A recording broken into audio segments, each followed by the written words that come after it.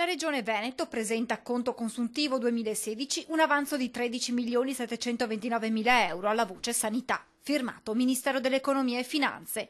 A darne notizia con orgoglio il governatore Luca Zaia dopo aver ricevuto gli esiti dell'esame sui conti sanitari delle regioni effettuato da uno specifico tavolo del MEF.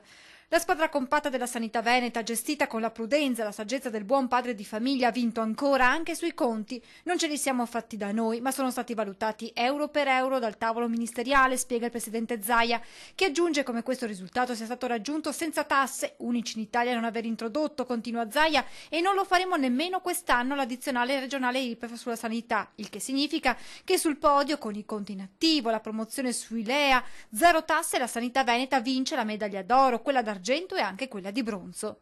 Nell'anno valutato dal Ministero, alcune aziende sanitarie venete hanno chiuso con perdite d'esercizio pari a 219.851.000 euro, altre con un attivo di 3.680.000 euro, per una perdita di esercizio aggregato di 216.180.000 euro, ciò a fronte di un utile della gestione sanitaria centrata in capo alla giunta regionale pari a 233.581.000 euro. L'utile di esercizio consolidato è stato quindi fissato dalla Regione in 17.410.000 euro, poi ridotto a 13.729.000 euro sulla base delle severe verifiche effettuate dal Ministero.